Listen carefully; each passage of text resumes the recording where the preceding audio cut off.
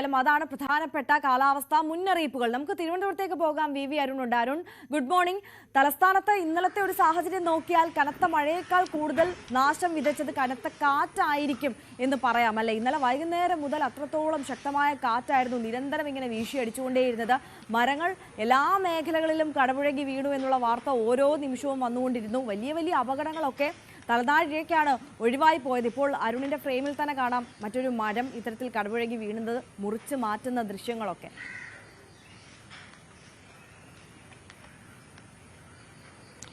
അതുതന്നെയാണ് ആര്യ.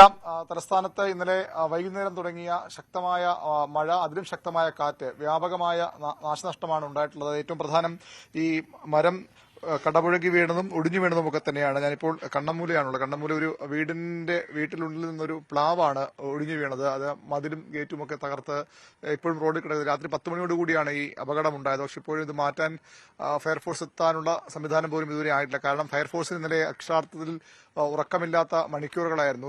വൈകുന്നേരം തുടങ്ങിയത് നമ്മൾ തന്നെ 5-6 സ്ഥലങ്ങളിൽ ഫയർഫോഴ്സ് യൂണിറ്റുകൾ നേരിട്ട് കണ്ടിരുന്നു. അത്തരത്തിൽ നഗരത്തിന്റെ എല്ലാ ഭാഗങ്ങളിലും ഈ ഇങ്ങനെ മരം വീണതും മതിൽ ഇടിഞ്ഞു വീണതും മരം കടപുഴകിയതുമായ നിരവധി സംഭവം, ഫ്ലക്സ് ബോർഡ് മറിഞ്ഞു വീണ സംഭവങ്ങളുണ്ടായി. അങ്ങനെ നഗരത്തിന്റെ എല്ലായിടത്തും ജില്ലയിൽ പൊതുവിൽ അതായിരുന്നു സാഹചര്യം.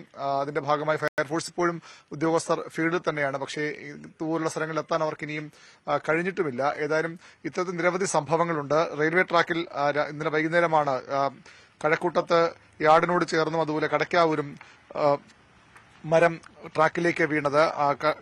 കഴക്കൂട്ടത്ത് ആദ്യം തന്നെ മാറ്റിയെങ്കിലും കടക്കാവൂർ മണിക്കൂറുകൾ വേണ്ടി വന്നു. പല ട്രെയിനുകളും ഇന്നലെ രാത്രി വൈകി. രാത്രി 10 മണിയോടുകൂടി തിരുവനന്തപുരത്ത് എത്തേണ്ട കോഴിക്കോട് നിന്ന് ജനശതാബ്ദി എക്സ്പ്രസ് എത്തിയത് വൈകിട്ട് പുലർച്ചെ 1:45 കൂടിയാണ്. അതുകൊണ്ട് തന്നെ ശതാബ്ദി ഇന്ന് തിരികെ പോകുന്ന സമയത്തിന് മാറ്റമുണ്ട്. രാവിലെ 6 മണിക്ക് മുമ്പ് പോകേണ്ട ട്രെയിൻ 8:45 മാത്രമേ യാത്ര തുടങ്ങൂ എന്നാണ് ഇപ്പോൾ അറിയാൻ കഴിയുന്നത്. അങ്ങനെ പല ട്രെയിനുകളും, ശതാബ്ദിയുടെ മാത്രമല്ല പല ട്രെയിനുകളും ഇത്തരത്തിൽ വൈകി ഓടുകയാണ്. പല ട്രെയിനുകൾക്കും കൃത്യമായ സമയക്രമം പാലിക്കാൻ കഴിയുന്നില്ല. ആ രീതിയിലാണ് തലസ്ഥാനത്തെ പൊതു അവസ്ഥ. ഇപ്പോൾ മഴ കുറഞ്ഞിട്ടുണ്ട്. ശക്തമായ മഴ ഇപ്പോൾ ഇവിടെ ഇല്ല. എങ്കിലും ഇത് ഇന്നലത്തെ മഴയും കാറ്റുമുണ്ടാക്കിയ നാശനഷ്ടങ്ങൾ ഇപ്പോഴും തുടരുകയാണ്. അത് പൂർണ്ണമായും പരിഹരിക്കാൻ കഴിയാത്തൊരു സാഹചര്യമുണ്ട്. ഈ മരങ്ങളുള്ള സ്ഥലങ്ങളെല്ലാം അപകട ഭീതിയിൽ തന്നെയാണ്.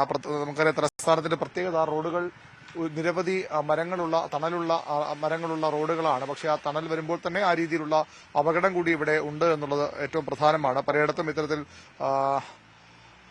മരങ്ങൾ വീണുള്ള അപകടം. ഓടിക്കൊണ്ടിരുന്ന ബസ്സിൽ മരം വീണ് നമ്മൾ ഇന്നലെ കണ്ടതാണ് കാട്ടാക്കടയിൽ. അങ്ങനെ പലയിടത്തും അത്തരം പ്രശ്നങ്ങളുണ്ട്. ആ രീതിയിൽ പ്രശ്നങ്ങൾ പരിഹരിക്കാനുള്ള ശ്രമത്തിലാണ് ഇപ്പോൾ നാട്ടുകാരും ഈ CITU പ്രവർത്തകർക്ക് ഇടപെട്ട് ഇവിടെ ഈ റോഡിൽ വീണ മരം മാറ്റുകയാണ്. ഇന്ന് രാത്രി മുതൽ ഇവിടെ ഈ ഒരു ബൈ റോഡാണെങ്കിൽ പോലും ഇവിടെ ഗതാഗതം വാഹനങ്ങൾ പോകാൻ കഴിയാത്തൊരു സാഹചര്യമുണ്ട്. വീട്ടുകാർ സ്വാഭാവികമായും ഭയത്തിലാണ്. കാരണം ഇവിടെ നിരവധി മരങ്ങളുള്ള ഒരു പ്രദേശം കൂടിയാണ്. ഇങ്ങനെ എല്ലായിടത്തും ഇത് ഒരിടത്തെ കാഴ്ച മാത്രമല്ല, നമുക്ക് ഇവിടുത്തെ ദൃശ്യങ്ങൾ ഇപ്പോൾ പ്രേക്ഷകരിലേക്ക് എത്തിക്കാനാകുന്നു മാത്രമാണ്. മരത്തിന്റെ അടിഭാഗത്ത് മതിലിന്റെ പാളികളും കോൺക്രീറ്റ് പാളികളുമുണ്ട്. അതുകൊണ്ടാണ് ഈ രീതിയിൽ മാറ്റാനുള്ള പ്രയാസമൊക്കെ ഉള്ളത്. ഏതായാലും ഇത്തരത്തിലുള്ള കാഴ്ചകളാണ് നഗരത്തിൽ എല്ലായിടത്തും. കടക്ഷോഭം മറുഭാഗത്ത് അതിരൂക്ഷമായി തന്നെ തുടരുന്നുണ്ട്. തീരദേശ മേഖലകളിലൊക്കെ വലിയ നാശനഷ്ടങ്ങൾ ഉണ്ട്. അവിടുത്തെ ജനങ്ങൾ വലിയ ഭീതിയിലാണ്. ഈ മലയോര മേഖലകളിൽ അതിശക്തമായ കാറ്റ് വലിയ നാശം വിതച്ചിട്ടുണ്ട്. ഗ്രാമീണ മേഖലകളിലൊക്കെ അതുതന്നെയാണ് അവസ്ഥ.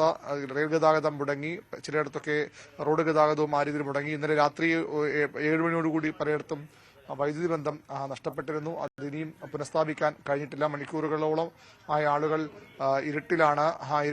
ഇരുട്ട് മാറ്റാനുള്ള പ്രയത്നത്തിലാണ് KSEB. പക്ഷേ എല്ലായിടത്തും ദൂരസ്ഥലത്ത് മാത്രം പ്രശ്നം. പലയിടത്തും നേരെ മെഡിക്കൽ കോളേജ് മെൻസ് ഹോസ്റ്റലിന്റെ മുന്നിലൊക്കെ വൈദ്യുതി പോസ്റ്റുകൾ കൂടി ഒടിഞ്ഞു വീണാണ് അപകടമുണ്ടായത്. മെഡിക്കൽ കോളേജിലേക്കുള്ള ഗതാഗതം പോലും മണിക്കൂറുകളോളം തടസ്സപ്പെടുന്ന അവസ്ഥയുണ്ടായി. ആ രീതിയിൽ വലിയ നാശനഷ്ടങ്ങൾ എല്ലായിടത്തും ഉണ്ടായിട്ടുണ്ട്.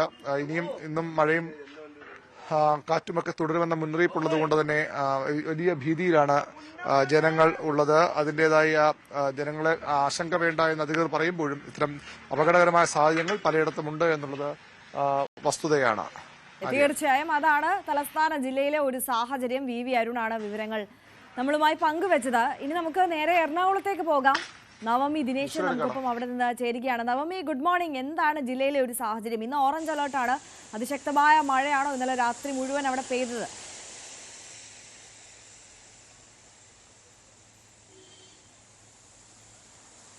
Arya, very good morning. ഇന്നിവിടെ ഓറഞ്ച് അലേർട്ടാണ്. വിദ്യാഭ്യാസ സ്ഥാപനങ്ങൾക്കൊക്കെ ഇന്നലെ കളക്ടർ അവധി പ്രഖ്യാപിച്ചിട്ടുണ്ട്. ഇന്നലെ രാത്രി മുതൽ തുടങ്ങിയ മഴയാണ്. ഇങ്ങനെ ഇടവിട്ട് ഇങ്ങനെ ചൊരിയുന്ന മഴ തന്നെയാണ്. പക്ഷേ കൊച്ചിയെ സംബന്ധിച്ച് സാധാരണ ഒന്ന് മഴ പെയ്താൽ ഒരു 10-15 മിനിറ്റ് നിർത്താതെ മഴ പെയ്താൽ വെള്ളക്കെട്ട് ഉറപ്പാണ്. പക്ഷെ ഇത്തവണ സ്ഥിതി അല്പം വ്യത്യസ്തമാണ്.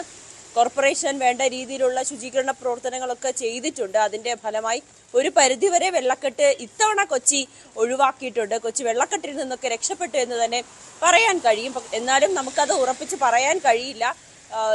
ചില ഇട റോഡുകളിലും മറ്റിടങ്ങളിലും ഒക്കെ താഴ്ന്ന പ്രദേശങ്ങളിലൊക്കെ വെള്ളം കയറുന്ന, ചെറിയ രീതിയിലെങ്കിലും വെള്ളം കയറുന്ന ഒരു സാഹചര്യമുണ്ട്.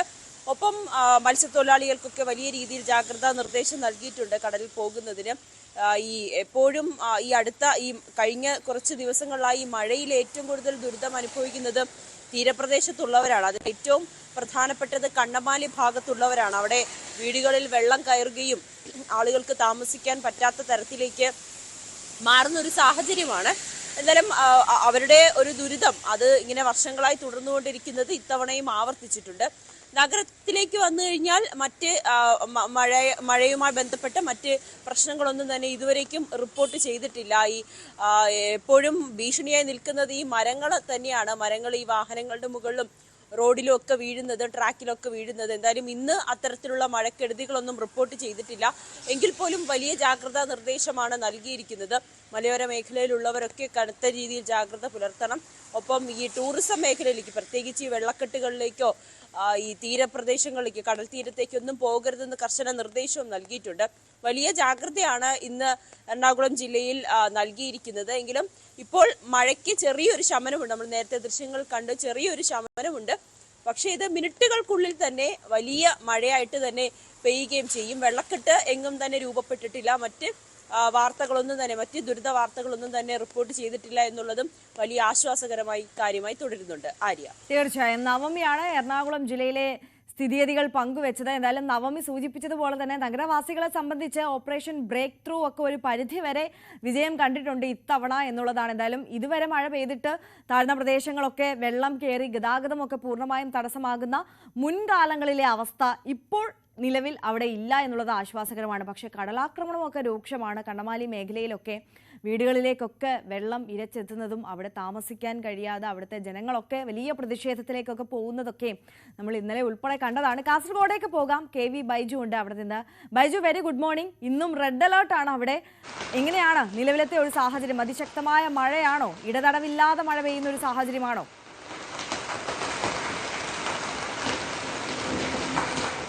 Arya, good morning. കാലവർഷം ആരംഭിക്കുന്നതിന് മുമ്പ് തന്നെ വലിയ തോതിൽ മഴ ലഭിച്ചൊരു സ്ഥലമാണ് കാസർഗോഡ്. ഇന്നലെ മുതൽ പെയ്യാൻ തുടങ്ങിയ മഴയാണ്, നിർത്താതെ പെയ്യുന്ന മഴ. ഈ കാലവർഷത്തിൽ ഒരുപക്ഷെ ഏറ്റവും കൂടുതൽ മഴ ലഭിച്ച ദിവസം ഇന്നലെയും അതുപോലെ തന്നെ ഇപ്പോഴുമാണ്. ഏതായാലും ആര് സൂചിപ്പിച്ചതുപോലെ തന്നെ റെഡ് അലർട്ട് നിലനിൽക്കുന്നു. എല്ലാ വിദ്യാഭ്യാസ സ്ഥാപനങ്ങൾക്ക് ഇന്നും അവധിയാണ്.